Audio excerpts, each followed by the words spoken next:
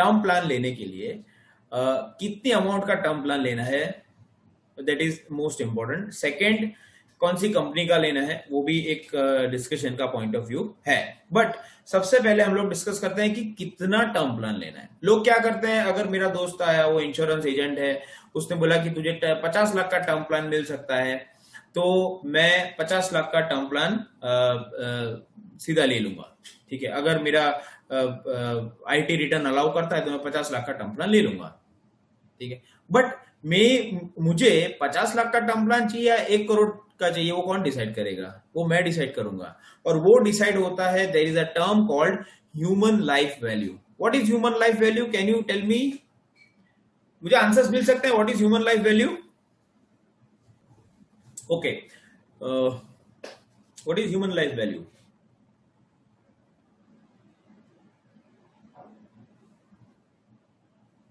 Okay, Nalin, okay, great. Thank you for answering.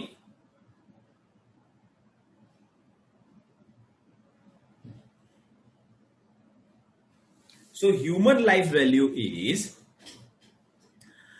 आज मेरी as 35 है, tentatively I will work till 60।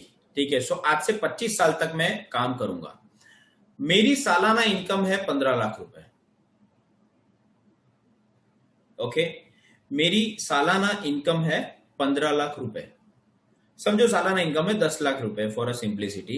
मैं 25 साल काम करूंगा, तो मुझे, अगर मान लो मुझे आज कुछ हो जाता है, तो नेक्स्ट 25 साल की जो 2.5 करोड़ की मेरी इनकम है, वो मेरी फैमिली सेक्रीफाइस कर रही है। ठीक है, सो 2.5 करोड़ प्लस अगर मेरे पास कुछ लायबिलिटी है, अगर 25 लाख का मेरा होम लोन है, तो उसमें ऐड कर दिया जाए तो कितना होता है? 2 करोड़ 75 लाख। ठीक है, इसके बाद मान लो मेरे बच्चों का एजुकेशन भी मैं ऐड करता हूं, या मेरे कोई और ऑब्जेक्टिव्स हैं, मेरी फैमिली के ऑब्जेक्टिव्स हैं, तो उसको ऐड करके मेरी, मतलब एक्सपेंसेस, ऑब्जेक्टिव्स मतलब मेरे फ्यूचर के एक्सपेंसेस, वो है मान लो और 25 लाख, तो मतलब 3 करोड़। तो मैं अगर नहीं रहा तो मेरी फैमिली के पास एटलीस्ट 3 करोड़ आज की तारीख में होने चाहिए। ठीक है, अभी मैंने बताया कि मेरी जो सालाना इनकम है वो 10 लाख है। अगर मान लो मुझे कुछ हो जाता है और मेरी फैमिली, मेरा टर्म प्लान, मेरे पास अगर 2.5 करोड़ का टर्म प्लान है, मुझे कुछ हो जाता है तो मेरी फैमिली को 2.5 करोड़ मिलेंगे। ये 2.5 करोड़ मेरी family minimum public sector bank के एफडी में भी अगर रख देती है ना 5% पे, तो भी उनको सालाना 12.5 लाख रुपए मिलेंगे। आप समझे मेरी बात? सो ये क्या हो गया, मैंने ह्यूमन लाइफ कैलकुलेट किया और approximately as per my affordability of the term plan, मैंने 2.5 करोड़, 2 से 2.5 करोड़ का टर्म प्लान लिया। एंड वो टर्म प्लान अगर मुझे कुछ हो जाता है तो my family will get that amount, और वही अमाउंट अगर 5% की एफडी पे उन लोगों ने रख दिया तो साल का 10 से 12 लाख का उनका इनकम चालू हो जाएगा। नाउ आप समझो, आज तक मैं 10 लाख जो कमाता था, वो 10 लाख की जगह पे मेरी फैमिली को सेम अमाउंट मेरी एब्सेंस में मिलना चालू हो गया। So emotional loss is something different, but जो फिनेंशियल लॉस है, वो फिनेंशियल लॉस उनको नहीं भुगतना पड़ा just because of a term plan. So term plan randomly कभी बाय नहीं करना चाहिए।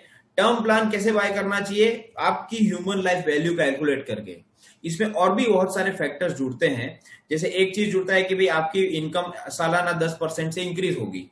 ठीक है, तो वो भी आप फ्यूचर वैल्यू मनी कैलकुलेटर से 10% जोड़ के आप कर सकते हो। ठीक है, so on and on, but आपकी इनकम के हिसाब से ही आपका टर्म प्लान होना चाहिए। रैंडम अगर कोई भी इंश्योरेंस एजेंट आके बोलता है कि भाई आप 50 लाख का ले लो, 25 का ले लो, 1 करोड़ का, पहले उनको बोलिए कि let me calculate what is the human life value, and उसके बाद करो। और ह्यूमन लाइफ वैल्यू में मैंने आपको एक लोन का अमाउंट ऐड करवाया। क्यों करवाया? क्योंकि सिंस आप सोल अर्निंग मेंबर थे, अगर आप नहीं रहोगे तो वो लोन भरपाई कौन करेगा?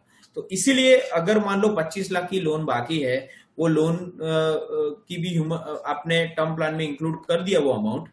जब आप नहीं रहोगे तो जो पैसा आएगा उसमें से 25 लाख का लोन रीपे कर सकते हो, सो दैट आपकी फैमिली पे लोन का बर्डन नहीं आएगा।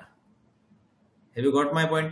How many of you say this was an interesting concept, human life value? I want an answer, quick.